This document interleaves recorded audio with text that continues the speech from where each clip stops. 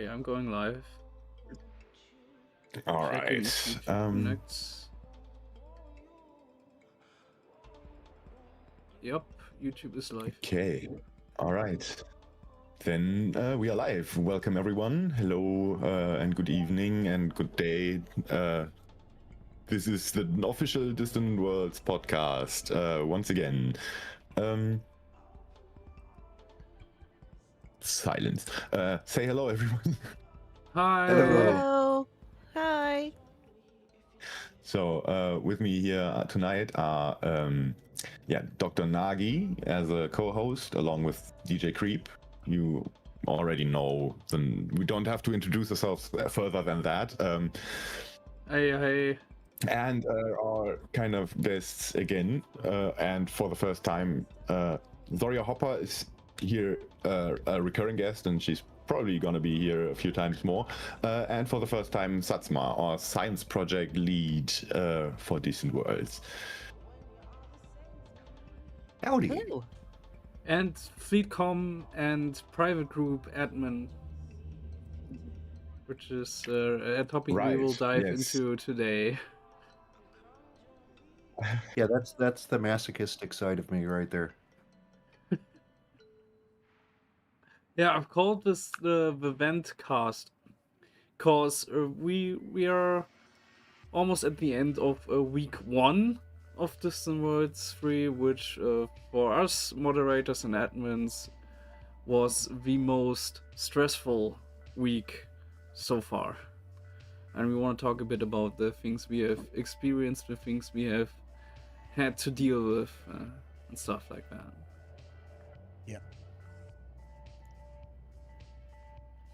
Yeah, anyone who wants to begin? Yeah, I think it's it's important to have a little session like this where we can all kind of talk about the ways that we're handling things and the ways that the community sees what we're doing and maybe put have an opportunity to put a little bit more personal a voice to a name and an idea that we are human and infallible. No, actually, we do make mistakes. That's what I meant to say, which is like the whole point, right? But we're volunteers, we're humans, we're volunteers, and maybe an opportunity to kind of talk about like the issues that we're facing and help the community kind of understand where we're coming from, and so they can understand a little bit better how to navigate the system and work with us, and so we can help them in the best way possible too. And also gives me an excuse to just promote the frequently asked questions that's linked in the Fleetcomm Discord if you have any questions. Yeah, we also noticed, and I think that's what a majority of our problems actually alluded to, that the channel wasn't visible by default, which took a long time until we were aware of that and also found a fix for that. And I think that's something that only an admin actually could do, because I had the same issue with the launch day info channel, which was later renamed to launch week info channel, and I clicked through all the different options for that channel. I made it public, I made it so that even the base role could see it, and you don't even need the fleet member role to see it, and stuff like that, and all that wasn't helping. The channel simply didn't appear for some people. So I always had to link that. People were always confused about where's the mass gem gonna be and what's gonna happen afterwards when our carrier's gonna depart and all those things. Yeah, and it's and so part of the reason why I spend so much time linking that FAQ in the chat and pinning it to the channels is because of that. Like, even after we became aware, like first, like we said, we weren't even aware that it wasn't automatically visible. And then once we were, because it took so long to actually, because of the way Discord is, it was a difficult problem to solve. Or at least we weren't, we just weren't getting it. It just didn't happen immediately. So I just kept, promoting it through the channel. And I appreciate the fact that there's definitely, going to be a meme about me pressing this, FAQ link in chat, but it was really, primarily for that reason too. It wasn't visible. And so the only way to get it out there is just to constantly, there's thousands of people on the Discord, and they're constantly new people. And there's constantly people coming in and out of chat that didn't see the thing that was just posted 5 minutes ago. And so like just constantly, putting that back out there was hopefully, or at least the intention was for it to be helpful, so that people would find it. And yeah, it has a lot of answers in it. And because we're already talking about this, it is updated frequently. Right now, you're going to see some things that are on there that are right on the cusp of not being pertinent anymore. For instance, the mass jump for the launch and the launch date itself, and how to get registered for DW3.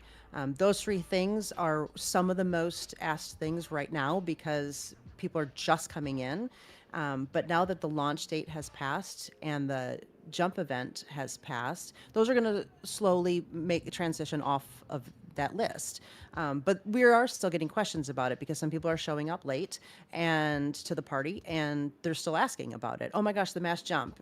But now the frequently asked questions portion of that, that talks about the mass jump, it explains it. This was a thing that had occurred in the past, and you missed it. There'll probably be more mass jump opportunities later on, but the one that everyone was talking about has passed. And the same thing with the launch date. Like, hey, our launch date has passed. This is the information you can find about it. So all of that information is getting changed. So it may, even if you've visited that FAQ one time, it's still worthy of a channel to save and watch, and revisit. Now it has instructions for the new location we're at, the Mont de la Mort. It has instructions for that, or a best practices, sort of idea, with some fantastic tools that were made by a couple of our, by 2-3 of our community members, just absolutely fantastic. And so now if you have questions about that, that's up there now. Now that eventually will also come off of there because that won't be relevant, later. So it is important to know that it is a dynamic page that is constantly changing and being updated. And I'm always open to suggestions on things that aren't up there that, I'm not going to put every question up there, because not everything needs to be, related all the time. I need to try and keep it down to digestible bits as much as possible. I'm trying to make it easily accessible for our newest players. We have people who have literally never played Elite before and have started playing Elite for the purpose of coming on this expedition because they heard about it. So those people need the most information up front, and putting a bunch of information about like how to neutron jump up there is going to be just really overwhelming for the newest players. But then there's, stuff for our expert players that, are longtime veterans that also still needs to be up there, because like the Mont de la Mort is a great example of that. So yeah, it is dynamic. It is going to keep changing. And, it is worthy of a click. But I am open to suggestions for things to put on there. We have a suggestion that will be put on there. It's not up there yet.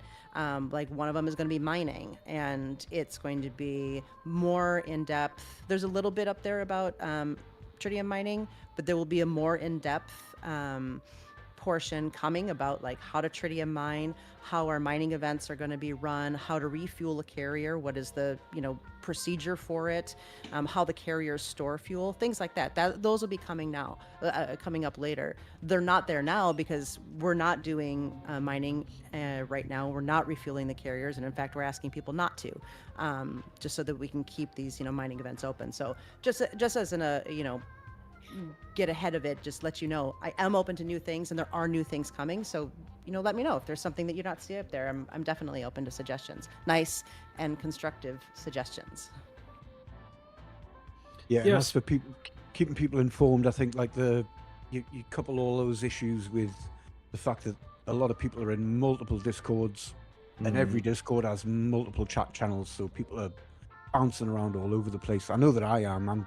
I'm constantly hopping between Distant Radio and Fleetcomm, and then between Fleetcomm and the Distant Worlds chats and all the other little bits and bobs that we've got. We've got the volunteer areas and the the DJ specific stuff to be looking at. So you're constantly, you're like a ferret bouncing between all these different little pockets of chat. And so if someone posts something, the rate the chat's going, it's really easy to miss. And so there's no easy answer really to keeping everyone on the same page, I guess. But Yeah, it's a little tougher with Fleetcom, especially because that Discord's about 10 years old. It launched not very long after Discord as a platform launched, and so it's got 100 bazillion roles, and they all interact in weird ways, and a lot of them are obsolete, and it's lived through you know just a ton of major expeditions with different roles from those and everything, and so it becomes very difficult, especially like the things that Dr. Nagi was alluding to about channels not appearing for people. I think Neotron is probably the only one that comes close to fully understanding how the permissions on the Discord even work now. Yeah, I think that's also Yeah. really important to note is that, a lot of what we are hamstrung by is Discord. It's Discord we don't own Discord. We don't have, we're not able to change the way Discord handles things. And I think there's definitely a lot of frustration where people are like, well, we don't like the way the information is organized here. And then just unfortunately, so much of it is, it's Discord. It's just Yeah, weird. There's just only so much we can do with it. And we're all trying our best yeah, um, to make it digestible for everyone. But yeah, it's difficult. So yeah. You really one see fair things that question that I've read once from someone asking is, why are there two FAQs? Because we also have an FAQ on the website, and the thing with that is, since our website team are the only ones who can actually edit that, and they are very busy with various things in real life at the moment, unfortunately. We made the Discord one because that's one we can edit more easily on the fly, as opposed to the website one, Yeah. which is a bit unfortunate. yeah, But at some point we have to merge them. sorry, Michael, go on. Yeah, and at some point we just have to merge everything over to the website that we kind of that has been gathering on Discord in the Discord FAQ. And the way I'd see it is Because the there's also been confusion about whether the go-to source for information should be the website or the Discord. And I think we've started initially with the website, and at some point we kind of pivoted over to the Discord, and now everyone's confused. that's the way I see the website one, the Distant Worlds 3 site specifically, is that's the very initial sign up, first place you go to, both to register, to what's the thing about, what's the goal, to make sure people don't feel like it's a race and all that kind of thing, and set the tone. But then the Discord one, I see more of a current and fluid as you go. This is what the crack is currently. This is where you want to be when you're registered and on board and up to date and caught up, etc., etc. So I think that's kind of the way that I'd style them. Yeah.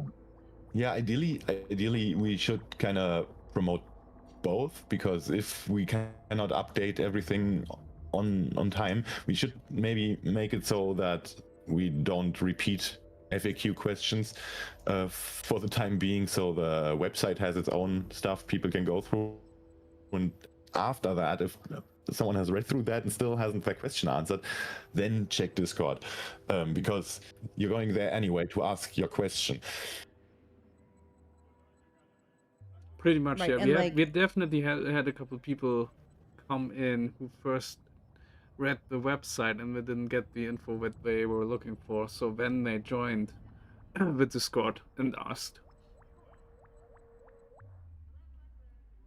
Yeah, and I think the website, talking about the website is part of the reason for this, podcast as well. Is just it's a good reminder that there's a large group of people that are working on many aspects of this expedition and Fleetcomm private group, which while they are connected to each other, they are separate entities.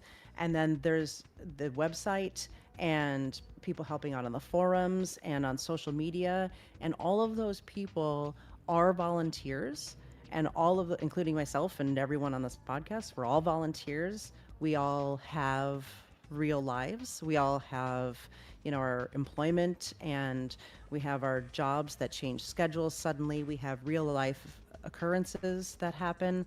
We have emergencies and illnesses and injuries and all sorts of things that can throw off the schedule and throw off our ability to participate or help out. And, those things are happening with our web team right now.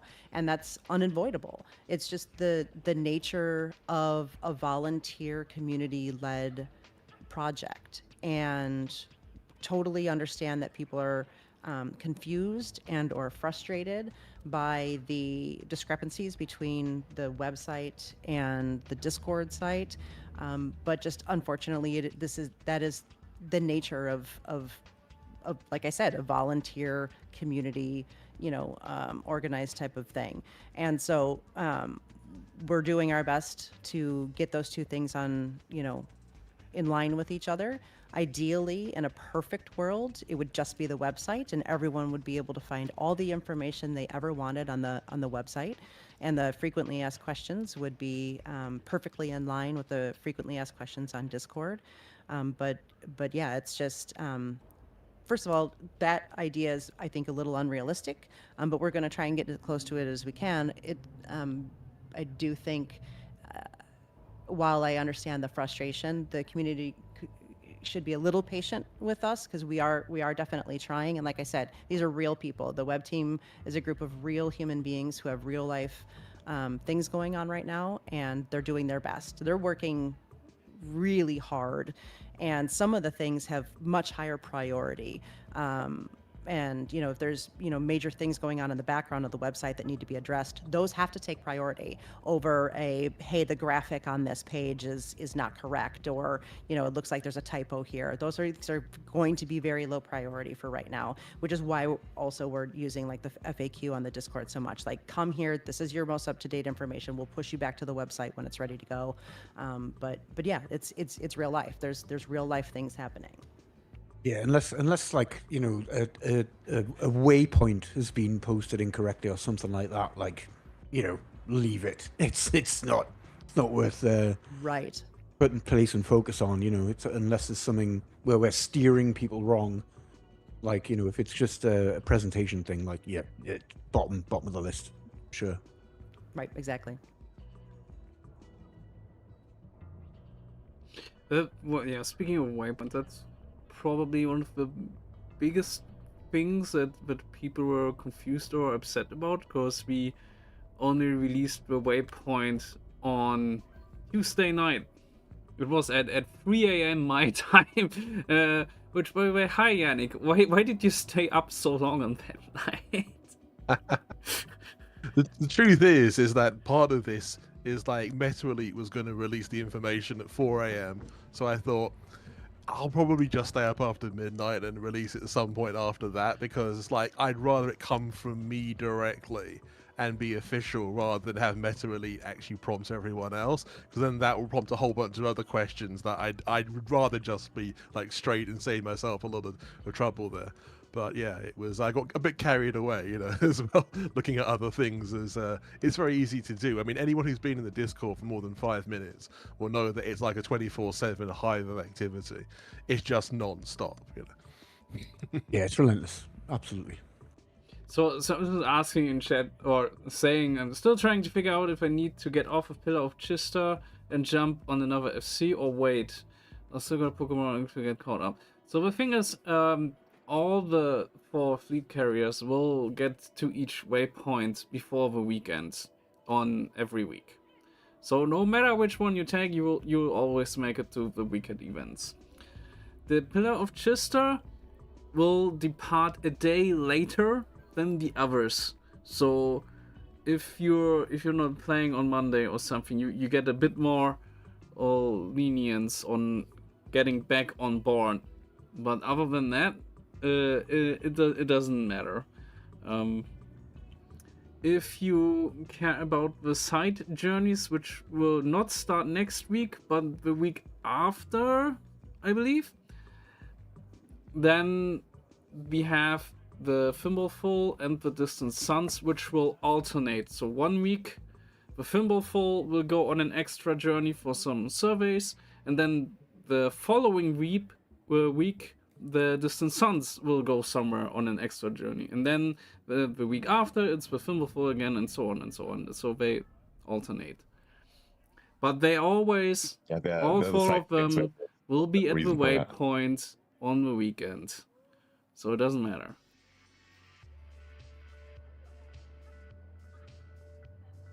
Yeah, and just to return to an earlier point, that's on the frequently asked questions.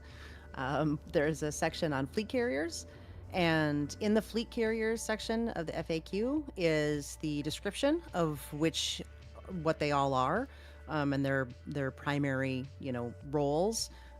There are 4, I think, maybe 5 now, different ways to track the fleet carriers. We have 2 channels. We have a bot command, and we have the website. And then there's also the schedule, like you said, where they're going to, the explanation of how they're going to be meeting up at regular intervals. And so that's just another, just for people who didn't catch the information or want to know more about the fleet carriers or what those, their jobs are, like the hull seals, the science focus, like those type of things. There is a whole section on fleet carriers that have a bunch more information on that. And yeah, as someone just mentioned, bookmarking the fleet carriers can help you find them. You do need to be able to see them to bookmark them, and know that sometimes Elite is not the greatest with updating those bookmarks. So while they'll help you track a fleet carrier, you may want to always double check their active location through other means, like Inara will be kept updated, or any of the ways, like I said, that we provided, just to be, if you're trying to like race to catch up, you might want to double check those marks, both those bookmarks, because they do sometimes get a little buggy. Not always, but they do sometimes get a little buggy. Yeah, the website page of the fleet carriers is also hooked into the network that Inara gets its information from, so that is also updated automatically. As long as someone is docked on it with ED Market connector or whatever running in the background. And we just had one problem, and that was a Spanish API problem that wasn't even on our side, which caused it to not update anymore. But that was fixed, so it's working again. Yeah, that was on Spanish end. And sometimes we have the time zone issue in that regard. So some problems cannot get fixed immediately because the one who has the ability to fix it is asleep. which is definitely not Zorya because Zorya does not sleep. Seemingly. of course not you. That gets into the whole Um, thing that you were saying about we're all human, where we can't quite believe you there. You know, we can't quite believe one of those two statements. Listen. You can Listen. pick which one. Listen. Shush. Zorya has times for just shut- breakdowns and rest, but Zorya does not sleep. Yeah. So what were the biggest questions, or what were the most infuriating questions that you both had to deal with, Zorya and Satsuma? I'll let you go first. Okay. Actually, I haven't had, I haven't had much in the way of really frustrating questions. I think the most frustrating thing that I've dealt with is there's always people who join an expedition and then at the very last minute they realize, oh my god, I need to be in Fleetcomm to take part in this event or something. And so they fill in an application and they ping me and they're like, I just filled in this application 5 minutes ago. Why am I not in the private group? And most people are very patient. Most people are really good about that sort of thing, but they're the space Karen thing. There are some people who treat us as if we are paid support, and they will rail and rant about how we're blocking their ability to have fun, because oh, they've been planning for Distant Worlds for 10 months and everything like that, and now we can't get them into the private group at the last minute, so they're missing the mass jump or something like this. And those are really the frustrating things. And it's definitely gotten better. I was doing the same job for Distant Worlds too, and uh, I'd say probably about a third of the people who went on that expedition applied to the private group on the day of the launch or after the day of the launch. Um, and they were all just desperate to get in it as soon as possible. And it was pretty rough. For any of you who remember back then, I think we had to end up uh, closing Fleetcomm applications for something like 2 weeks just so I could catch up.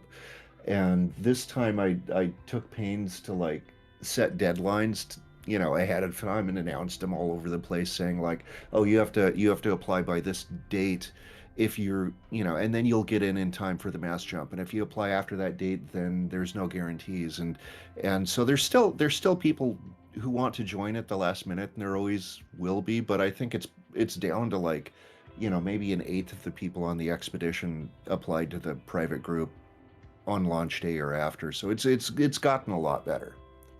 Yeah, and I will say, like, I've got no problems with people asking seemingly daft questions, like, yeah, we can point them to the FAQ and whatnot. But when it comes to people getting snippy, stomping their feet, having little crybaby tantrums and that, and being rude, no, like, I've got no tolerance for it whatsoever. Like, ask the question, we'll do our best to help you, but like, don't get narky with the volunteers or the organizers. Like, everyone's grafting their ass off. Yep. Like, there's just no, I'm shutting that stuff down if I see it. I'll call people out or I'll DM them and just say like, calm your jet. And I'll offer people help, but I'll not have people being spoken to, uncivilly.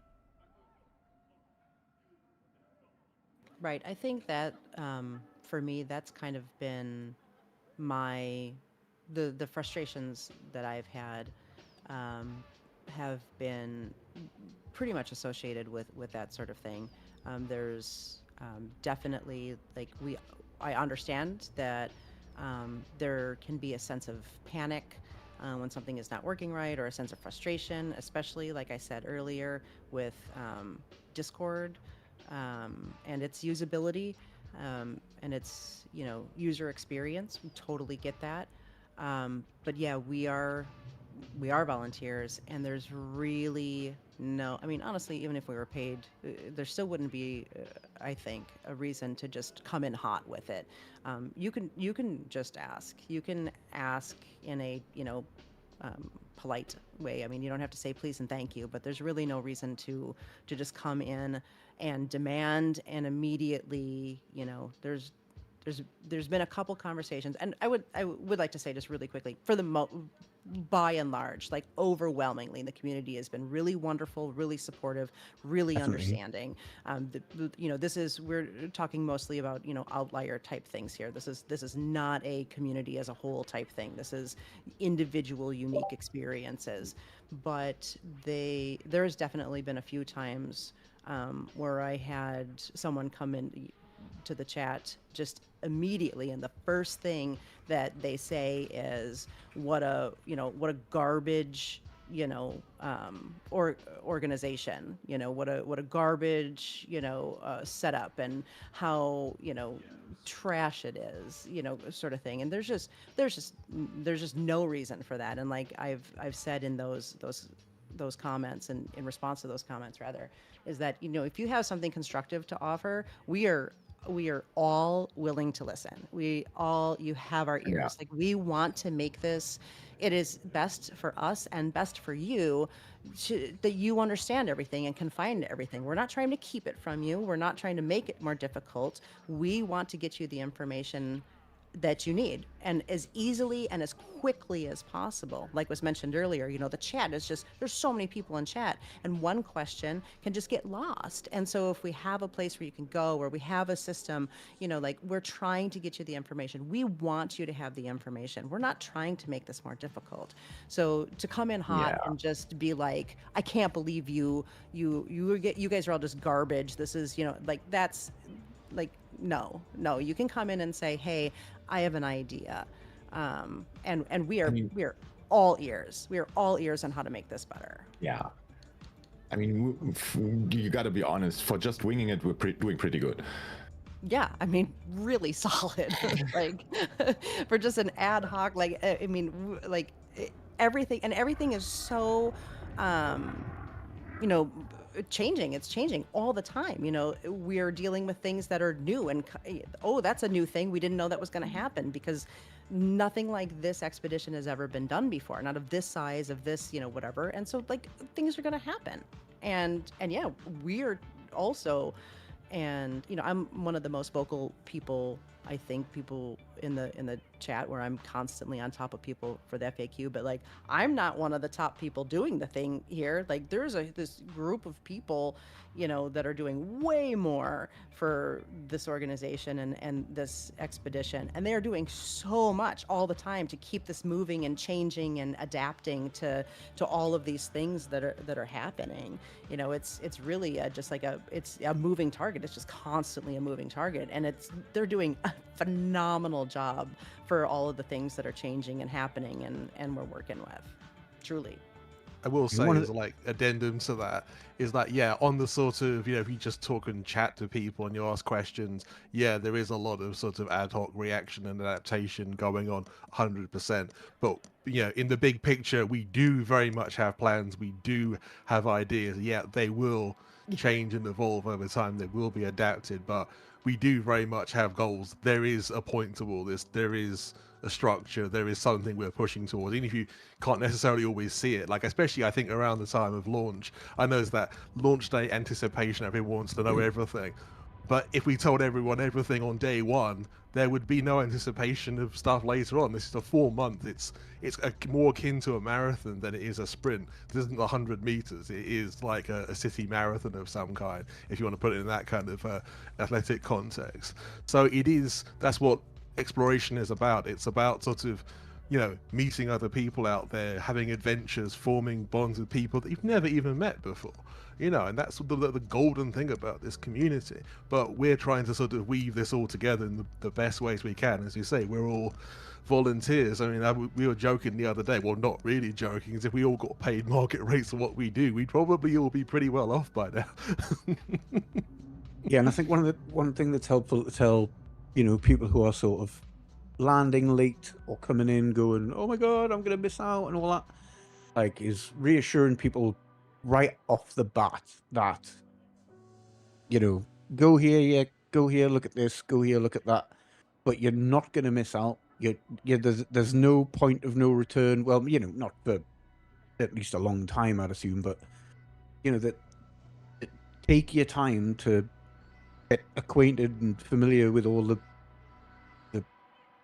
FAQ and all the parameters of what the trip is, and at worst you're going to miss out on one mask jump, maybe one meetup.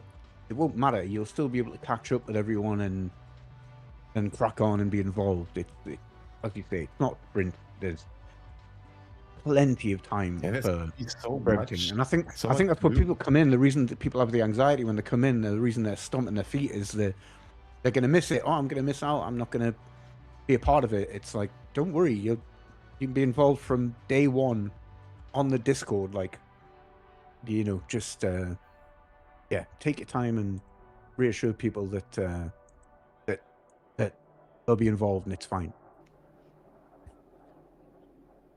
Yeah, there's so much coming. There's so many events, so many things.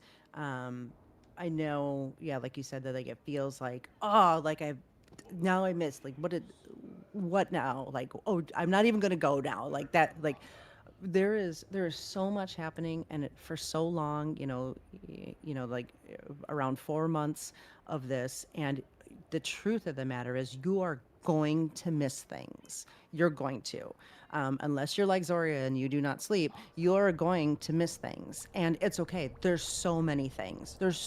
So if you miss the one, there's going to be another one. We're doing our best to spread across time zones, which is not a perfect science, but we're doing our best.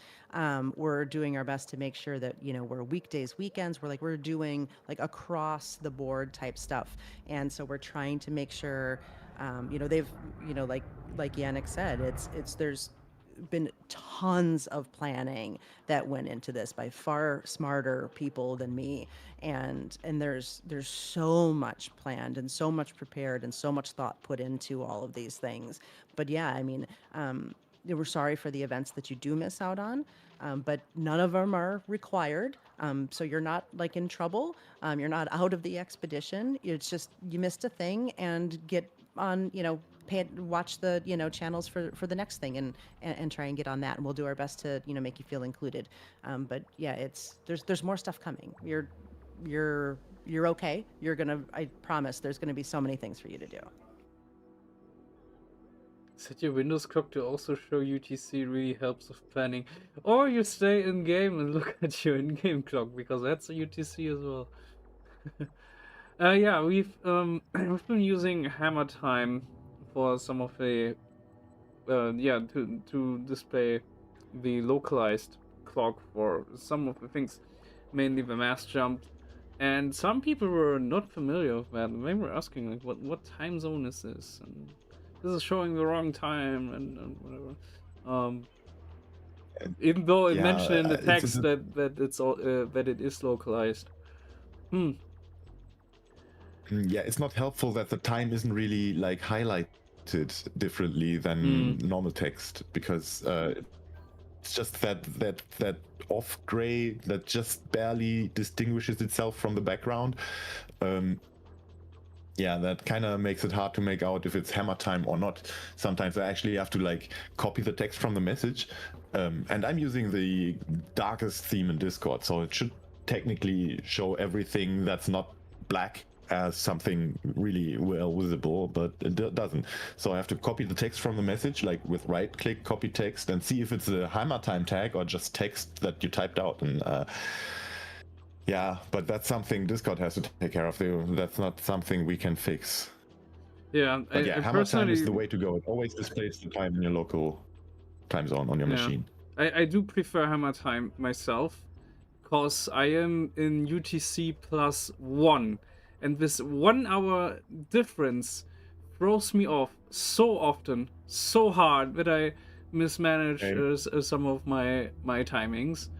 I think it's easier to deal with if you're 6 or 7 hours difference, because then it's a completely different time and you have to do the math. with UTC to figure out when something is. But when you're just 1 hour off, very often you just make a mistake. So hammer time is super useful. Yeah, for me, I'm on a -8, and so I am so sorry that my tiny lizard brain cannot handle like when it's like 0400 UTC. I am just I just it is you should see the smoke pour out of my ears. I just cannot roll back 8 hours on a 24-hour clock. Like it just I don't handle it well. I have just an those analog clock that's Yep. hanging like half a meter above my monitors, and I can look at it. And whenever I have to do time math, I look at that clock, and I know like a 6 hour difference is just on the other side of where the pointers currently are. So that's kind of a bit of a hack for me to figure out times My when I newest have to do math.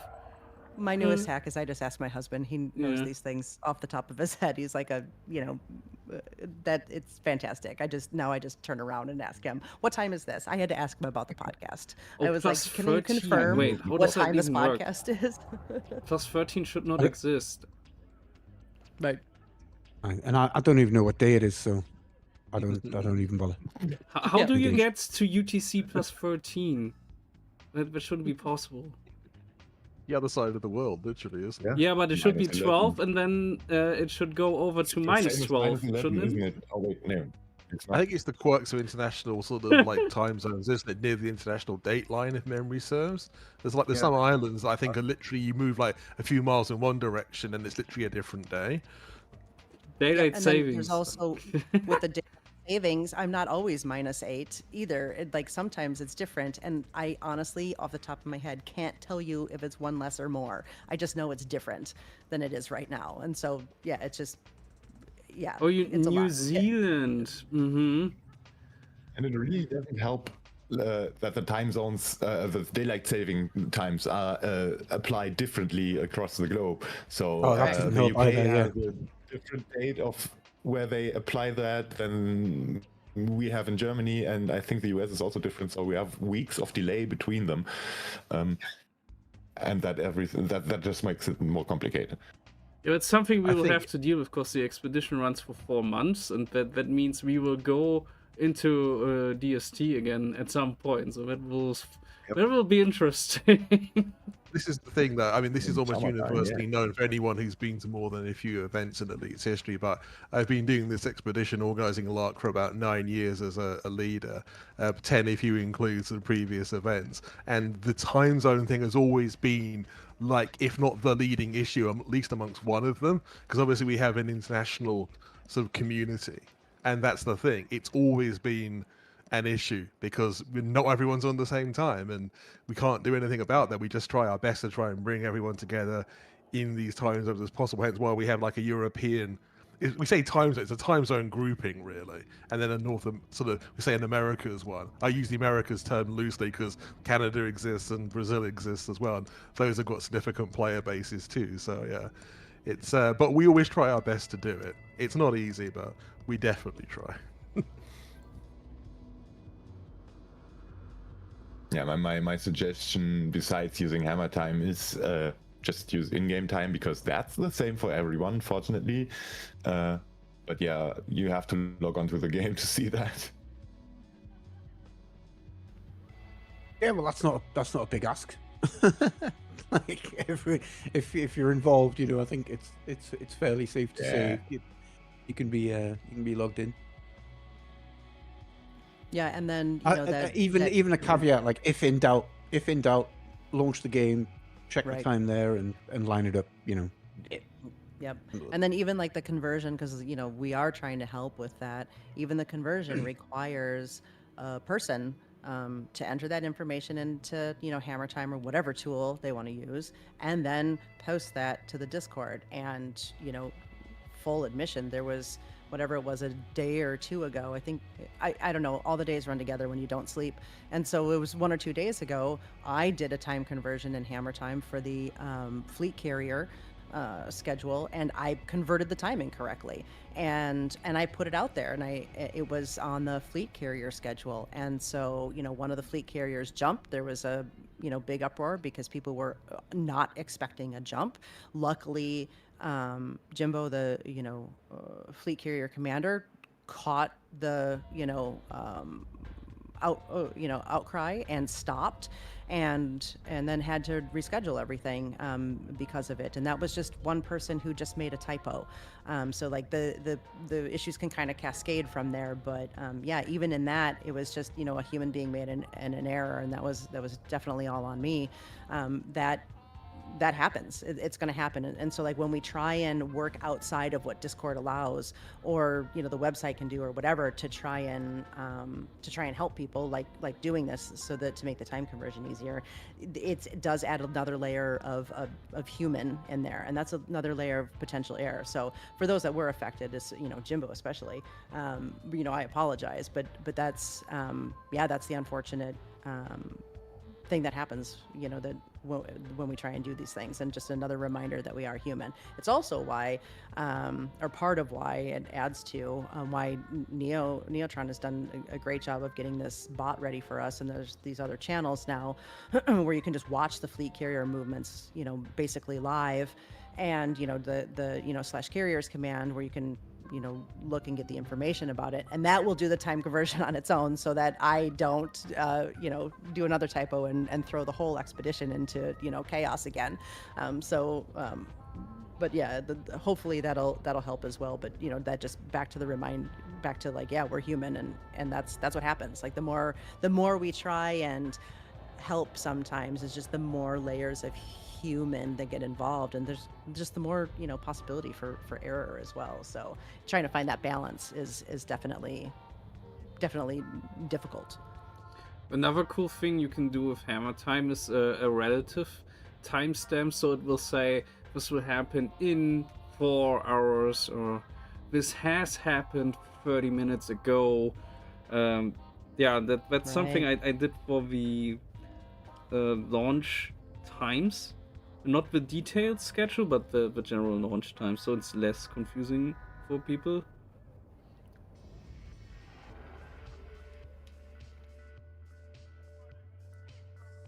I'm not sure how many people with notice countdown that. timers is actually sometimes the least confusing, at least. Yeah, it should be, at least. Maybe some people missed that. Probably a lot of people missed that. I would kind of do if we do the countdown kind of thing from hammer time, we should actually do the one that actually also displays the seconds, because that makes it clear that it's dynamic, because otherwise people might also assume it's still just text. I think it's shortened based on how long in the future it was. So like if it was over 24 hours, it would just say a day.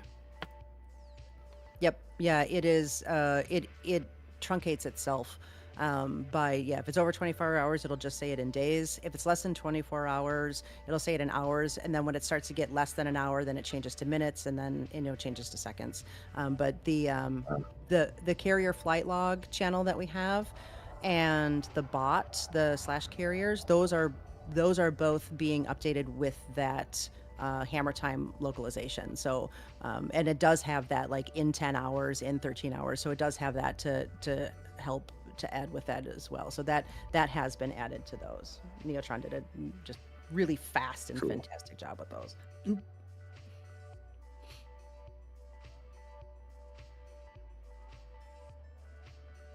Right, so that kind of is the time issue talked about. I don't really have any agenda. Hang on. Let me look at. Is there any like little positives that we want to raise? Because we've talked about what the challenges have been, what the I have a horrors good idea. And let's what was your favorite? What was your favorite question asked that wasn't ironically your favorite, but like actually your favorite? You really liked that someone asked this. Yeah, I want to go here. I want to go first with this. So Nope. I know where you're there's going to. oh yeah, yeah. I call him Fleetcomm's adopted son. So he's this 14-year-old boy who a week before launch day posted a question saying, "So I saw something on the web about this Distant Worlds thing and it looks pretty cool and I think I want to do this, but I've never played Elite before. I don't even own the game. Is this something that I could do?" And the whole community was just so helpful for this kid and answered his questions and everything like that. And so he decided, yes, I'm going to give this a try. And he went out and he bought a copy of Elite. And he was like posting updates about like, oh, today I'm learning how to fly my Sidewinder around and everything like that. And in a week, Spoiler he alert. in a week, he went from never having played the game before to working his way up to like a fully exploration fitted Mandalay and made the expedition and everything like that. And it's just been amazing. And now he's just posting these fantastic screenshots of things that he sees along the way and everything like that. It's just very, it's really cool seeing him come so far in this journey, Aye, that's the magic. Like, and I tell you what, if that kid starts like just doing a little YouTube channel, just Mm, because if there's one thing, like I don't know about you guys, but the as a veteran of any game, be it like Warframe, Elite, like any Hunt Showdown, whatever, what I love seeing is content from people who are just like discovering the game and going, "Oh my god, look how amazing this is!" It's a lovely little reminder that like, holy shit, this game is actually amazing. Like we yeah, sometimes get all the stuff jaded that and we take for cynical with it, granted. but yeah, absolutely. And when you see someone with fresh eyes coming into the game and just getting blown out of their chair with how it like staggering the level of Mm. detail and mathematical dumbfounding like genius of it. You see that fresh pair of eyes come into it, especially like a young kid. That's always so exciting and lovely to see. So yeah, I think and the community rallying around that and cheering them on and giving the advice and pointers is so wholesome. Yeah, absolutely love it. Yeah, the watching chat, especially over the last like few days, watching chat, the commanders talk about first things that they've done. I've got my name on my first system. I officially discovered my first system. I got the bonus for it. Or I've officially discovered my first Yes. stratum with and got my name on it. I officially did first footfall for the first time. This is my first neutron jump. This is my first neutron star that I've seen. This is my first. There's been so many firsts already. This is the furthest I've ever been away from the bubble. Like all of those moments, and it is like it does bring you back to that like original joy that you had when you're like DW2 was my first expedition, and a lot of my firsts were on that expedition as well. It was the furthest I had ever been from the bubble, and it was the furthest my first experiences with a lot of those things. And you remember like how exciting it was to like get back to cartography and turn in your the first time that happens, and you're like, oh, it gives you a little notice that you're the first one that's done it, and like that's a moment, and it's exciting. And so like watching people do that for the first time on this expedition has been really like just really joyful to watch. And especially like Satsuma said, is that the one guy we've got there that it's just nothing but firsts. Everything he's doing is first, and watching the community get around that, yeah, it's really exciting. Like it does make you fall in love with the game and the community all over again. Just that it's great. It's just really great to see it. It's my favorite thing to see in chat for sure. 100%, yeah. And they're like, oh, I've just done my first neutron jump. Which one of you cowards shat in my pants? Yeah, exactly. Don't even remember when I did my first neutron. It's so long ago. Yeah, full disclosure. I remember I did my. Sorry, no, go. Sorry, yeah, go on. No. For full disclosure, Zorya has still never successfully done a neutron jump. So Oh, all these years later, I have still Holy never shit. successfully. That's a stream bonus going on. Yeah. How right. about right now? The trick is you have to be well rested. Yeah. See, and there You and there we go. have to be It's asleep. right out. Right out. Yeah. I remember I did my first, because it was the first time I took a trip out to Colonia, and it was the first time I used Spanch, and I was like, right, I've got to learn how to use the neutron highway, blah blah blah, because my cutter could only do like, I don't min max in this game in the like in any way. I kit out how I want to kit out and then fly what I want to fly, but I was flying the cutter because I just got it. I just been ranked king in the Empire, and I was like, I'm flying the damn cutter. I don't care who you are. And set out for Colonia, looked up the trip on Spanch, watched a couple of guides. So the first neutron jump I did was in the slowest ass moving ship in the game. I think, is it the slowest ass moving ship? It feels it's like not the It feels the like slowest it. slowest, ship in the game. it's- Um, At least the maneuverability is pretty down there. Its turn rate is just, oh my god, like It goes you could straight literally very fall fast. asleep. It's so bad. But so the first neutron jump I did was in a fucking cutter, which also was the most expensive ship I'd ever earned. I didn't have a massive bank full of cash. I had the rebuy, of course, but once you get out there in the way in the black, right, 10,000 light years out, you really start to wet a bit every time you drop into that cone. So yeah, holy shit. But in a Cobra 5 or something, holy crap, that laughing your head off, like. Yeah, I already said I this planet, this world of death, is probably going to be an event that Zarya misses out on because those things just I have just and I have horrible luck. So first of all, like full disclosure, I have the worst luck. Take a What I cheap don't- ship and go down. You've got to try. We Right, have this I- beautiful clock application now. which I is good. know, and I said, I said in chat earlier, my full fear is that what I'm going to do is go down there successfully, mess it up on just the way back, and get caught in the tail, and then explode, and then I will suffer from the bug and end up back in the bubble, and then my fleet carrier will be stranded out here with no one to pilot it or refill its tanks as it goes, and I'll be doing some crazy jump back to to the waypoint, only not being able to use neutron star jumps because I'm too scared. So I'm just going to be like really put Zorya's resiliency to the test as she stays awake for 24 hours just straight doing tiny jumps the whole time. So You gotta Join us in a reinforce wing your and fleet phobia. together. yeah, it's a phobia. Which- Neutron phobia or white dwarf phobia. Which genius decided for Mont de la Mort as a meal? That would be the sort of the grandfather of this whole expedition, aka Commander Eramus. Is As far this as I is this the tradition of, like, I think last time it was the View, Yep, which it was the view. Yep. the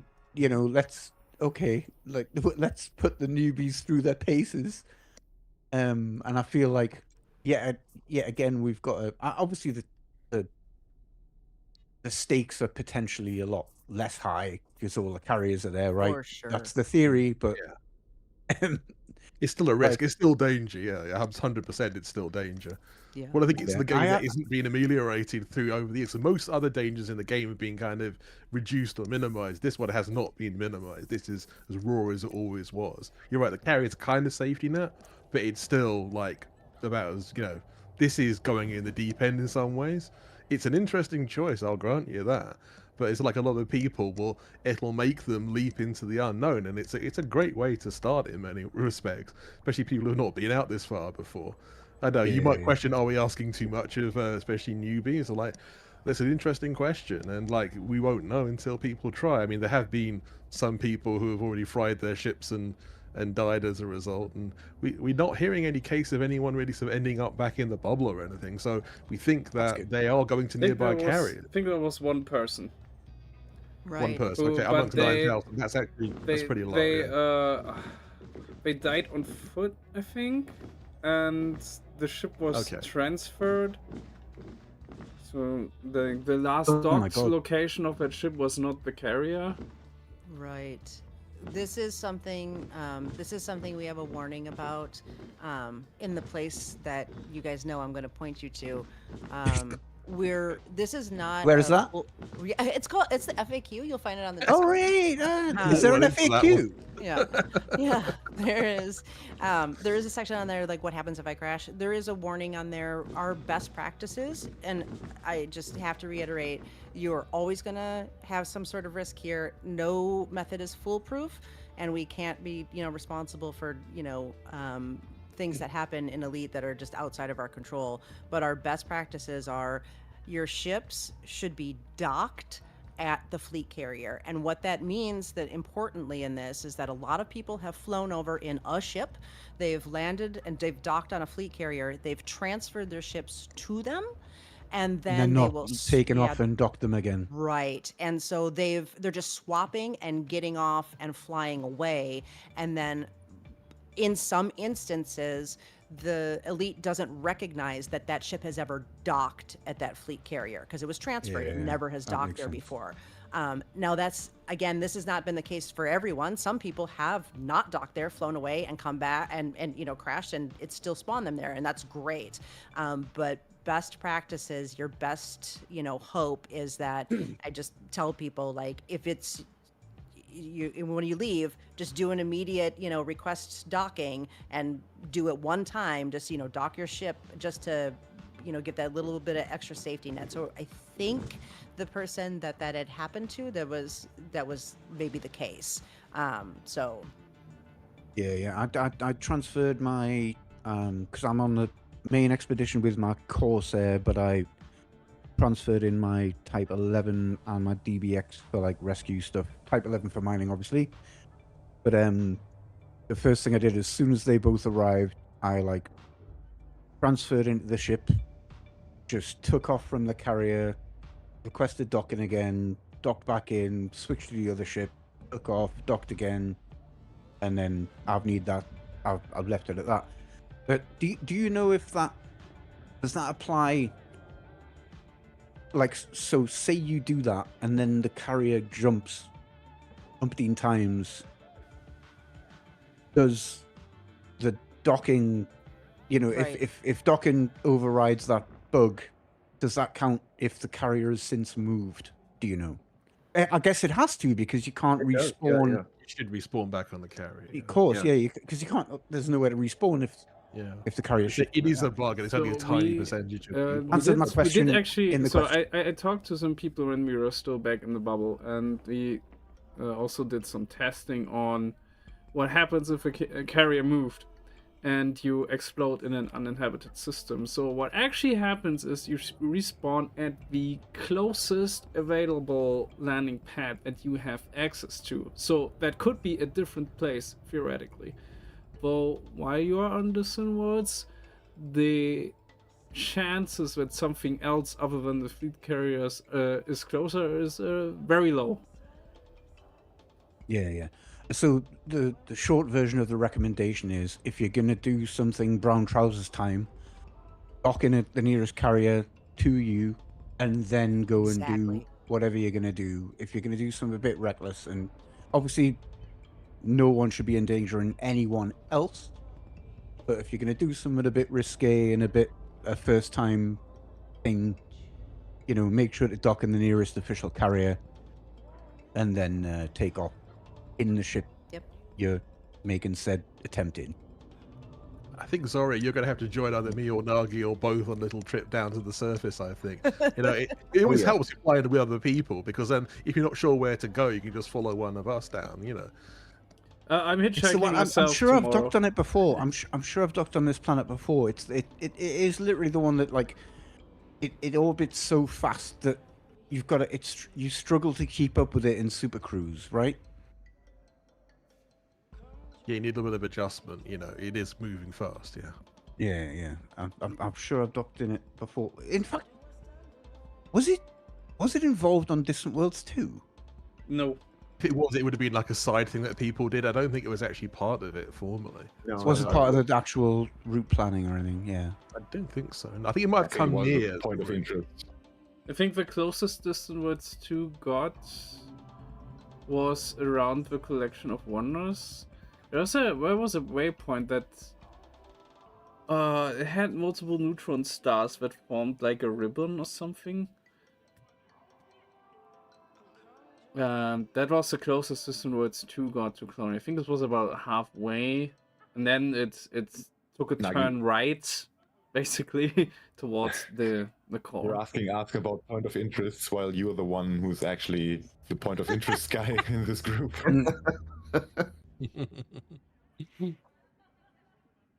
But yeah, anyone who hasn't taken a trip I, to the I surface would- of Mon. okay, just quick question about the carriers. Just if it hadn't, has it been mentioned that if you if you change ships on a carrier, make sure you undock and redock once to make sure your spawn point is set there.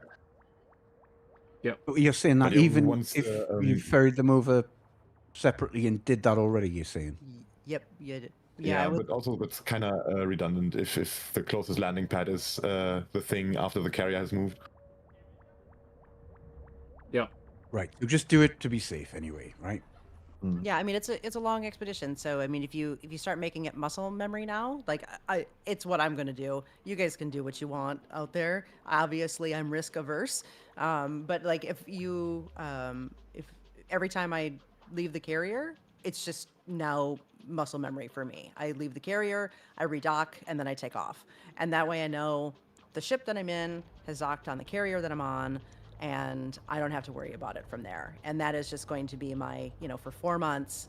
When I leave, I'm going to just immediately redock and leave, and then I know that that ship that I'm in has redocked at this carrier in this system, and that's my best chance to be in the right place. I So think if you do that, it's Alright. probably more critical for doing a short range ship like a fighter or a miner. Because you think about it, if you're an exploration ship and you, let's say, worst case, end up somewhere else, you can always jump back. But Sure, if you're yeah. in a miner or a fighter, that's much more worrying. So do the double dock thing, if you're in a smaller ship or a miner, Yep. I would advise.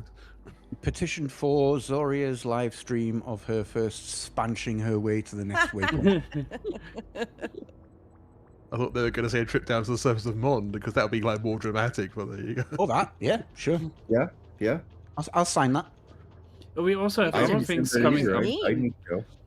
We You guys also just have wanna other watch me things, cry. right? It's not just the one that are mod. We also got the Great Wall of China, as it's called. It's a natural SRV race course.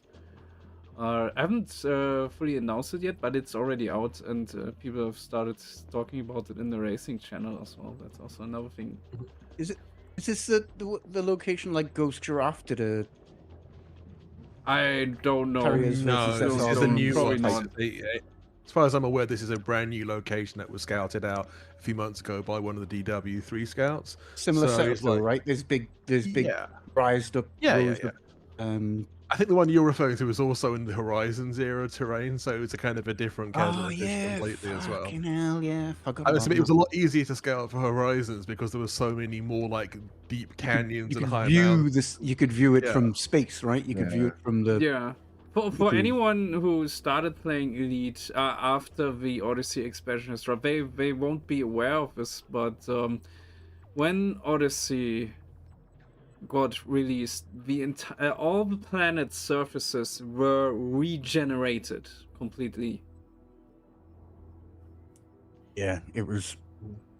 It was kind of tragic at the time. I remember that it felt like a lot of the unique identifiers had been stripped from exploration. You know, just visually at least. It was quite a controversial time as well because sure. the general consensus amongst most of the exploration community and some of the racing community was that it wasn't necessarily a bad thing per se to re-roll the terrain. However, it went from I think some of the developers who did the new terrain were arguing that the original Horizon 3.0 stuff we were referring to, the now legacy stuff, if you look on the game, is actually like probably too higher mountains or too deeper canyons in proportion to the worlds in question. Like that was probably true in terms of like real life, they were like disproportionately so in many cases. However, they took it to the opposite extreme where now the world's actually probably too flat. And for Yeah. real life proof of this, in our own solar system, there are deeper canyons and higher mountains than you'll ever find in Odyssey, and that's a little bit sad, really. Yeah, definitely. Yeah. You know, hopefully But they'll. still, we do what we can with what we have. You know, it's still Yeah. a great game, and that's the thing. It's just I think Oh, of course. don't get us wrong. No one's actually saying the Elite sort of bad. It's just that essentially it's still the best space game out there by a long shot. Yeah, It's just that yeah, these extreme examples of yeah, majesty are no the longer extremities. Yeah, the Yeah. extremities have been toned down, isn't it? So Yeah. that's I it was always analogize fun it to as find them. it's a bit like saying if you go like walking in Scottish mountains, they are beautiful and wonderful places to walk or to do any kind of sports in, and I love them. I've walked them many times, but they don't have the majesty of, let's say, the Alps in Europe or the Rockies in North America. That's a good analogy. We're not knocking one. We're just saying that the other one has beauty, the other one has majesty, as in like the scale of it. You just look and you go, oh wow. Yeah. Yeah. Oh, cool. I'll be looking forward to that then. Absolutely. Is there going to be? I mean, I don't want to. I know you're saying that things haven't been announced officially, but We're about to, so you can ask questions. I'm literally about to publish a bunch of stuff tonight, so it's okay. Cool. Yeah. So a little spoiler ahead. Then is that we're talking about like a canyon race on the top of a spread Sadly, like not a canyon this time. There will be races. SRB will say the Wall of China one. It's a kind of natural wall. So that's a sort of like walkway almost that you say, hence the wall thing. That's one of them. We have a mountain climb as well, and we have a couple of other racing circuits of different kinds, and some other events too, which should be quite entertaining. But all will be revealed shortly. None of these initial events for this waypoint, other than like Dr. Nagi's Helldivers ones. Which have you already talked about that, Nagi? Because I didn't actually start at the beginning of the podcast. That's just going down on Wanderer mods, which we kind of talked about already. Cool. Yeah, I do wanna do that as a hitchhiker, so I wanna call for someone to ferry me down there, and I wanna experience a full orbit and then get taken back to Carius again. It's something I will do at some point tomorrow. The challenge itself is scheduled to run from it's 11 UTC tomorrow until Sunday 1700 or something. So you basically have a whole weekend to do it whenever you want. Yeah. And the main meetup events for this are going to be on the Sunday. And ones I'm talking about, like the Great Wall of China SRV race, for example, that's on the Sunday. Simultaneously, there'll be about 4 or 5 separate events going on. The first one in European time zone, these are similar times to the launches, if not the same. We'll start at 1900s in-game time UTC, and then we'll sort of end at 2100 hours.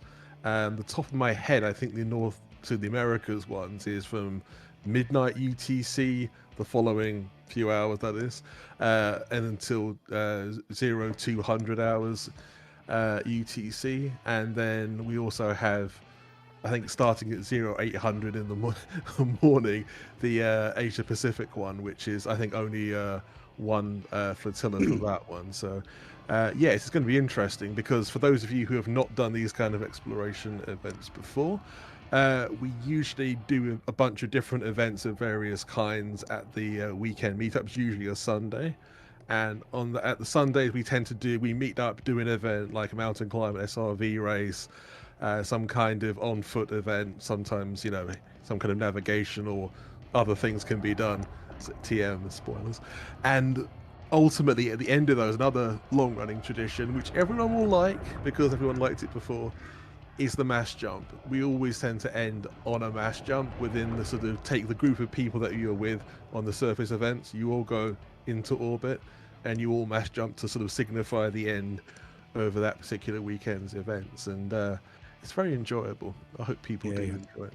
Yeah, and I have to say that the reason I brought the Type 11 was 50-50 split between I want to be able to do the mining events. I love the look of the ship anyway. And I want to be able to mine for tritium, of course, for the carriers. But the second reason was ship-launched fighters. Just a little reminder to everybody in the trip that you can wing in anyone to your ship. What do you call it? Telepresence, I guess. Telepresence anyone into your ship. Physically, I'm talking about physically like, board them. Just meet at the station and board the ship together, and you're physically on it. Yeah, and you can bring anyone in, and they can fly your SLF, or they can man the ship otherwise. But what I've found really fun on Distant Worlds 2 was getting people who've never experienced being in a ship launch fighter, winging them into the ship, and then letting them just take off at the meetups and play silly buggers. You know, it was just a lot of fun seeing people zip about, and often, you know, collide horribly with the ground. But again, as long as you're not, you know, make sure you're not damaging anyone else. But you can be really reckless in the SLFs, especially when we've got carriers you can dock on and restock.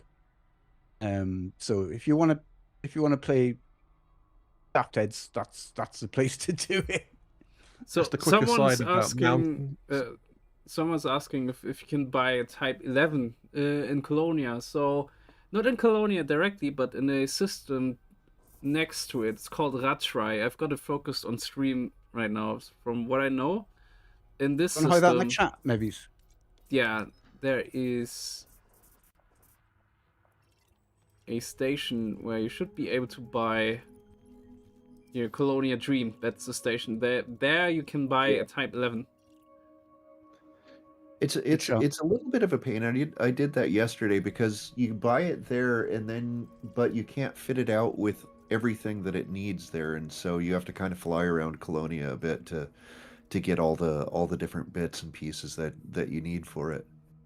Yeah, I will say it's a shame that the Type 11 released for credits when we're way out here, because it really does require a bit of love and care from Jameson Memorial. Yep. I will say one thing that's kind of fun about the fact that it only just released for credit. I would have otherwise never gotten the experience of doing neutron jumps in a Type 11. And if you think the Cutter was bad with neutron jumps, the Type 11... Really? Yeah. I find it quite maneuverable. Is it? Although it feels worse than my Type 9. Really? Yeah. That's not how. Maybe unless. Maybe it's. I don't know if it's been. Because I know they made some tweaks to it a couple of months after launch. Yeah. Maybe I haven't taken it out of the box, you know, since It might be launch. my thrusters. I don't have really beefy thrusters on mine, so I don't know. If Fuck off! I've fucking A-rated everything and engineered the shit out of it. So fucking. Nah, I'm not. I'm not D-rating anything. Are you kidding me?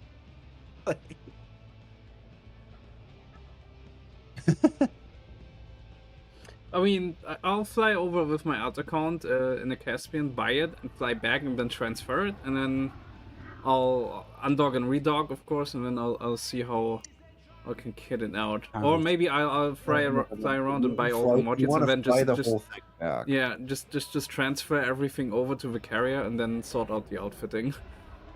Just so that people are clear about mining events, we will be having them in the future, just not at this particular waypoint. Don't worry, there'll be a minimum of 2 carrier refueling events where we all go mass mining, essentially, to refuel the carriers. So that's 100% guaranteed, because the carriers won't make it otherwise. Also, as an aside to that, can you please this is an odd a request I'm about to make, but it makes sense if you think about it. Please stop donating into the carriers themselves, because we actually kind of need to refuel them at some point. Otherwise, like, the mining events are just not going to happen if we have full carriers. So Yeah, it's very kind of you to do that, but for once is like, leave it till we get to the event and then do the mining and the refueling there. But thanks for the thought counts. But thank you. Yeah, let them run down. Is there and this may be a stupid question, but in the event that people don't get the message about that and they are fully stocked, is there a mad way that in the game you can artificially drain them of resource in order to demand a restock?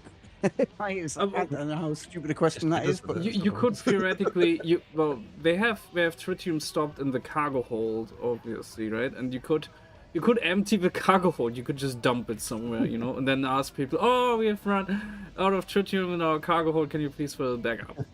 It's something we could theoretically do. A bit naff, but if as a last resort, if the mining events are scheduled, we've got plenty players with mining ships there. As a very worst case scenario, like maybe we could look at that, I guess. But yeah, it would be. We'll try and get the message out about. Hey guys, the tritium's gone bad. We need to replace it. Yeah. Yeah, exactly. The tritium fell out of my cargo hold. Oh my god. Yeah, we got mugged. Got mugged in Streatham. I mean, that would be good story beat. A raid. Raided. The distant gangs people, they took all our tritium. The distance from the bubble just wasn't. We never tested our engines that far from the bubble, so it's a strange new it doesn't work with the tritium we got from earlier. Oh no, it's a different type of Location-specific. tritium. This one's mutated out here. We need the new mutations or something. I don't know. It's denatured into another substance. Yeah. Right. Can't remember what actually the denaturing would be, because it'd just be to like standard hydrogen, wouldn't it? But let's not get our chemistry hats on. Right. I mean, I suppose technically tritium is radioactive, isn't it? So it does decay. Yeah. It would decay into like deuterium, probably, I think. Yeah. Yeah, and that also has a half-life that kind of could be considered radioactive, but very lightly only. Let's see. Let's look it up. Tritium. Radioactivity. Tritium has a half-life of 12.32 years. So yes, clearly what happened is we stocked up all our tritium right around the time of Distant Worlds 1. Yeah. Yeah. Before fleet carriers existed, yeah. Yep. No, we just came too close to a gravity well, and the time was slowed down. So. Oh, there you go. There you go. That's not always a good one, is it? Wager's gonna have to really rock his brains on this one, I think. I mean, I suppose the trick to do for the carrier owners would just be to, like, whenever we stop somewhere where people would be tempted to go out and mine and stuff like that, and we don't want them to mine, is just make sure we've shut down, stuffed the tritium depot all the way full from the cargo hold, and that way, nobody can donate to the cargo hold. I think that the issue you might arise there is that people will just keep the tritium in their cargoes until it's opened up, and then just drop it all in, and then the mining event's over within. That's kind of shooting themselves in the foot, though, because I mean, for the for the ship-based journey, then they're carrying around all that tritium instead of flying their exploration ship. True. Yeah. You can't. Yeah, you have, when you switch ships, you have to take the cargo hold with you. Yeah. Yeah. Yeah, of course, it's gonna. Your cargo, but not your SRVs. So you could make an SRV ship. Oh yeah. So Alec Turner posted a funny thing that he did. That was back in the bubble. Is he got a dolphin and he's put 4 SRVs inside him, and he parked each one on top of his dolphin roof. Like he got into an SRV, parked it on top of the roof, got out again on foot, reboarded the ship, took the next SRV out, so did the same thing until all 4 of them were on the top, and then he flew down a crater wall so the SRVs would fall off, and then he just followed them tumbling down the crater wall. Wow. Lol. Wow. I love that. Yeah, but how many? I mean, as long as you have a slot for it, you can put a hangar in, right? So you could make like a Panther Clipper or something with more slots for it, just with SRVs in it. So you could like I think the don't know how Type many, 10 12, 20? is your best bet, because the Type 10 has a bigger roof surface that you can park on. I don't know if you can fit all of the SRVs just side by side on a Panther Clipper, because the Panther Clipper is in fact smaller than the Type 9 and the Type 10. But I just mean in terms of how many hangar bays you can install. Which one would be better there? Depends on what size the what they're called. The modules are. There are 4. I think there's a size 2, a size 4, 6, and a size 6. So the one with more size 6 module slots would be the better bet. But yeah, I am just bringing this up because someone in the Beagle Bar asked about whether they should be bringing a Scorpion or a Scarab. Always Scarab. For the Scarab event. is best. I think the 90% of events the Scarab is better. There's a tiny number that Scorpion's better. Probably a mountain climb the Scorpion's slightly better, but that's about the only one that I can think of for exploration events anyway. I mean, yeah, that's why I bring up the hangar ship. So because SRVs don't get transferred if you swap ships, so you can have just one ship with all the SRVs you could ever need.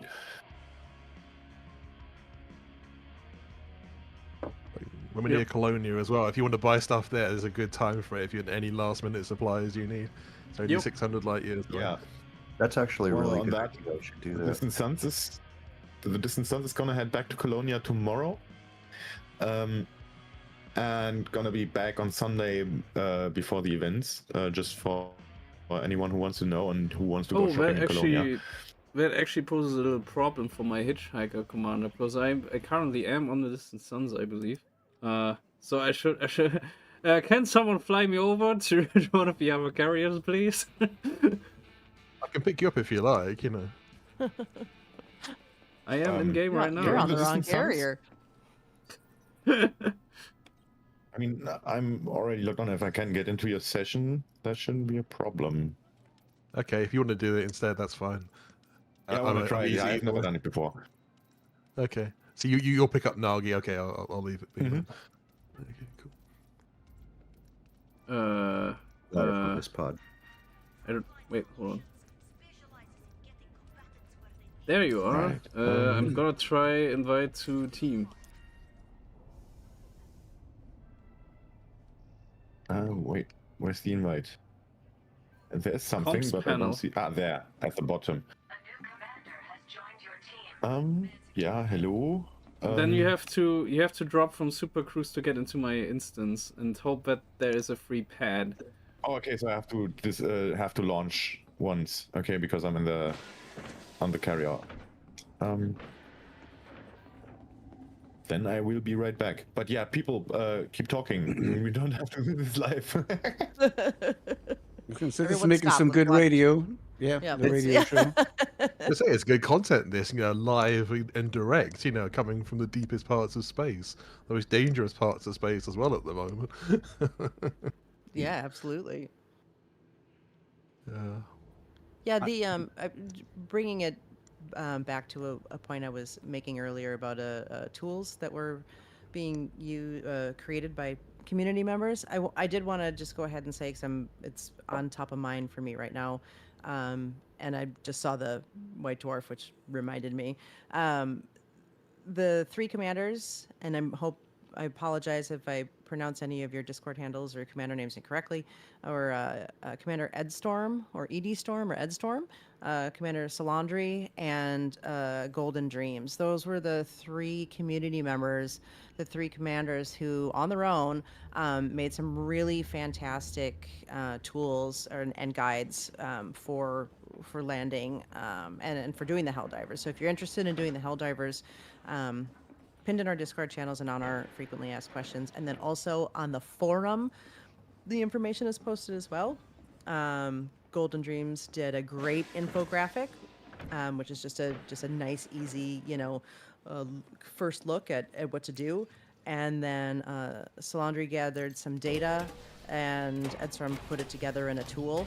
And now there's the death clock, where it'll help you visualize the entry for that. So those are the two little things, and the three commanders that worked on that. So I just, before I forgot, I want to make sure that I gave acknowledgments to those commanders specifically. So those tools are out there. So if you're looking to land on the planet, check those things out. It'd be really helpful. Theoretically, I don't know. I'm not doing it. Oh, and I just want to make, if it's acceptable, I just want to make a couple of little shout outs about, while, just coming back to positives of the launch and the last week and whatnot, but we've adopted another distant radio DJ into our midst quite recently. Hang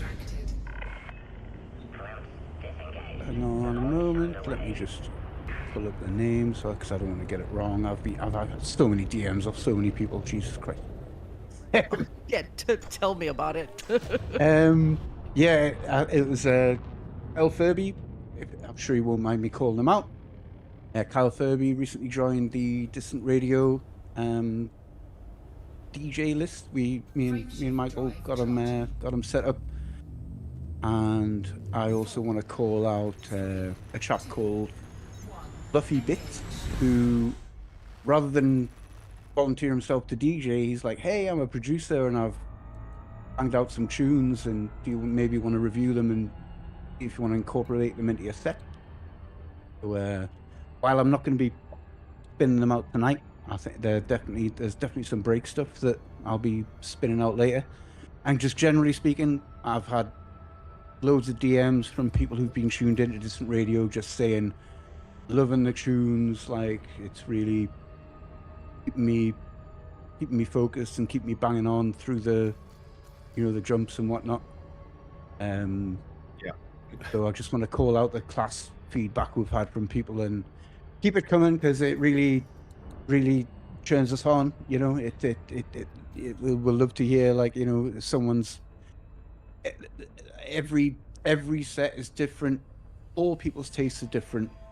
Like, the stuff I play is not going to be like what Michael's playing or what Kenny's playing or whatever. So we all play different kind of stuff. So when it taps into one of you and you're really feeling the music, like, by all means reach out and give us a little kick, and it absolutely fires us on and keeps us going. I'd love to hear it.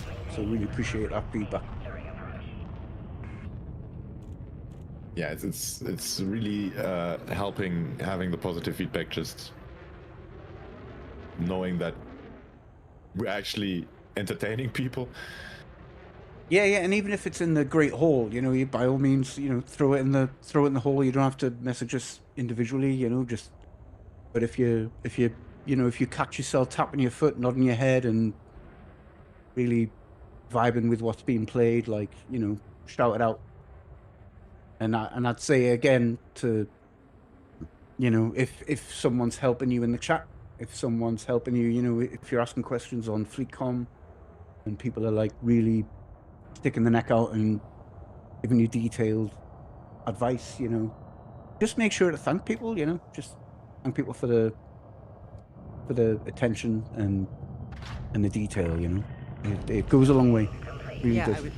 I was just gonna say it really does. A little does go a long way. I mean, it's I've definitely been fueled by, there's been a few commanders that have gone out of their way to, cut through the noise, and when things get chaotic, to say, hey, just shout out to all the organizers, or to you specifically, or to another, and we just really appreciate what you do, and I think you're doing a good job, and that it's fuel. It's fuel for the rest of it, and it helps deal with the it is stressful. It is sometimes, on the verge of overwhelming even. And sometimes the very, very loud, very, very small minority can really, that are frustrated and angry or negative, can really start to weigh you down. And so when those moments that those commanders have reached out and said, hey, by the way, I really think you're doing great, and this is awesome, I'm excited about this expedition, or like, I'm listening to the radio, and oh my gosh, listen to this music, it's great, and oh, that was funny, or the podcast was like, that goes so far. It goes so far. We 100%. hear you, and we really appreciate that. Like, honestly, like, truly, it's really appreciated. Yeah, it's a big virtual hug. Honestly, like It is. I can't get enough of it. So yeah, definitely.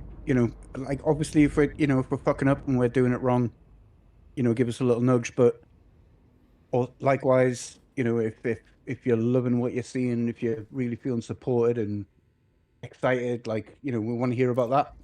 Absolutely, we really want to hear about that. So fantastic.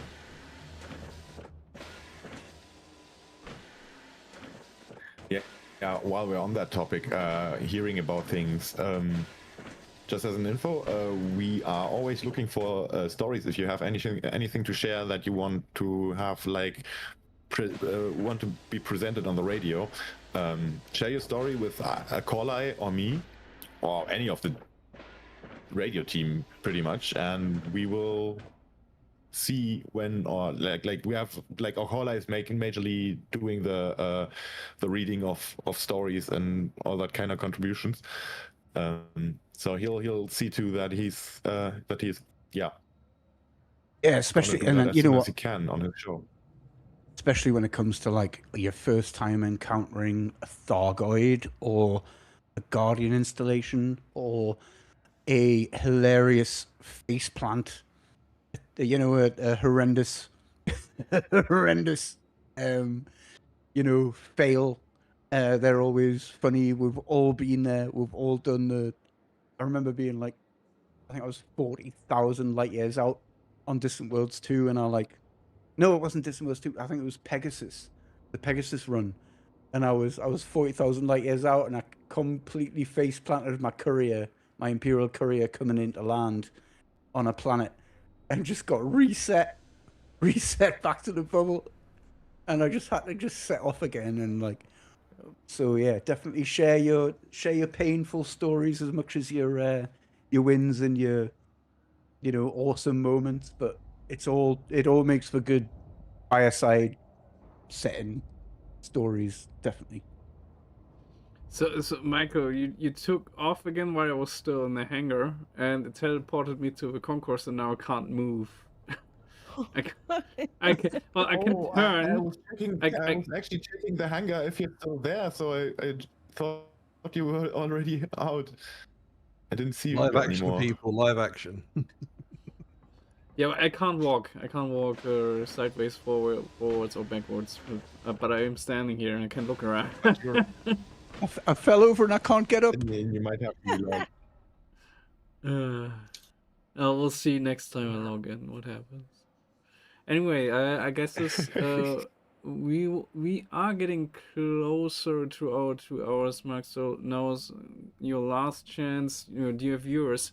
If you have any questions, paste them in either into the YouTube chat or into the Discord chat where we are in the live podcast.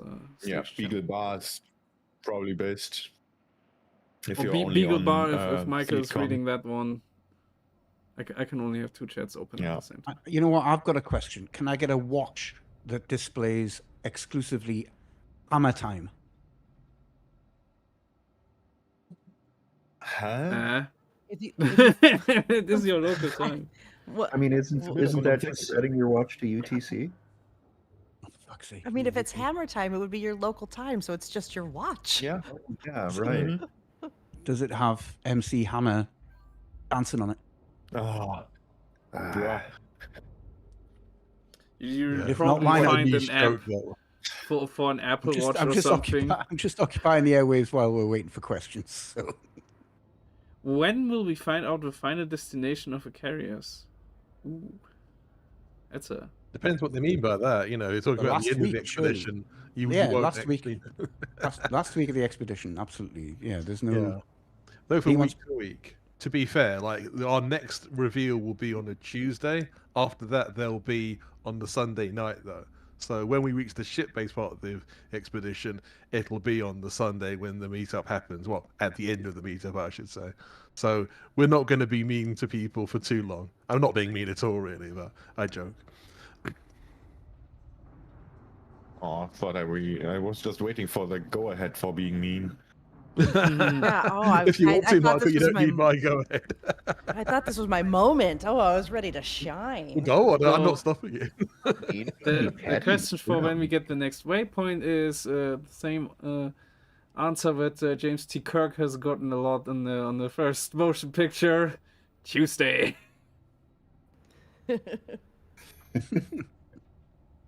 Yeah, I'll say while we're waiting for another question here, to be petty, if I'll speak for myself, if I link you a thing that says, hey, information is found here, whether it's FAQ or I have a couple of posts that are like, all caps, please read it before posting, sort of thing. If you have those, if I link those things to you, and then you tell me that you read them, and then the follow-up question is covered inside of that thing that I just linked that to. I see that. I saw that. I saw that you didn't read it. You don't have, you can just be honest and be like, I'm not reading that. All right, fine. But if you tell me you read it, and then your next question is absolutely covered in the thing that I linked for you to read, come on. I see you. I see you not reading it. Yeah, I had someone message me asking about the waypoints and whatnot, and I was like, okay, yeah. So, because what they were saying is, I'm signing up late. I'm worried. Do I have to fly all the way back to the bubble and then make my way out to whatever? And I'm like, no. Like waypoint 0 is waypoint 0. It doesn't matter how you get there. Like, by all means, catch up with one of the fleet carriers, but 0 is 0. That as long as you hit the waypoints, that's fine. And they're like, Technically speaking, and the that's launch system was actually -1. So, the only reason we ever mention this is because we don't actually know what the parameters are going to be when Frontier release the decal later on. So we'd advise anyone to start the expedition in the launch system, which is technically waypoint -1. And then the waypoint we're at now, World of Death, that's waypoint 0. So it sounds slightly confusing, only because we've got this carrier leg to it. Do we have these seemingly counterintuitive waypoints? But it's I part think of Yeah, the because plan. last 'cause time. what this guy was saying was that his ship was parked out in Colonia. So, the idea that he would have to fly back to the bubble, Oh, like and he was then normally based just in go back to all the way back to where we're meeting up today. Well, where the carriers are landing today. Is nuts. So I just said, come to waypoint 0, and I'm sure between us, for the sake of that, between us, we can make that okay. You know what I mean? It's nuts that someone would have to go from Colonia to the bubble to then It come is. back again. But that's the only thing. We're not 100% sure about the decal thing. That's the Right. only thing at the back of my mind that I worry about with that kind of advice. So I don't want to make it difficult for anyone. It's just that, let's say, hypothetically, Frontier, they wanted 3 waypoints. One of them was the start, one of them was the end, and one of them was one in the middle. It might be more than that, but we literally don't know. None of us know in the expedition But what their actual parameters are. aren't the organizers telling FDev what the waypoints are? They will. It's a partnership, kind of. So it's difficult because we have asked a decal from them. They have said yes, they will give us a decal, but they have not told us what the parameters are for it. And I've seen all the documents, so I know this is 100% true. I'm not kind of saying this to be difficult or anything. It's just we genuinely just don't know at this point. We have asked, but even we don't know. And Yeah, I'm the lead organizer. On Distant Words 2, what the condition was to be at Beagle Point within a certain time frame. But this time, Beagle Point is not the end, so that's why there's like a start, a middle system, and end system, because it's not a linear route anymore. But we don't know. We don't know what starting point are we gonna take. Are we gonna take the point in the bubble? Are we gonna take a waypoint 1? We don't know. We also don't know what the middle system's gonna be, and yeah, the only thing we could be certain about is the end. But yeah. Yeah. But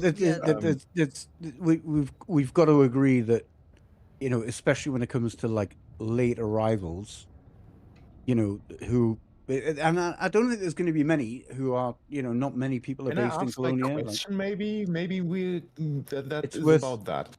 Yeah, let's. I think, you know, if we're going to set a criteria for the journey, as again, I'm not an organizer. I know you guys are, but if we're going to set a criteria for the decal, surely should be up to the organizers of the expedition.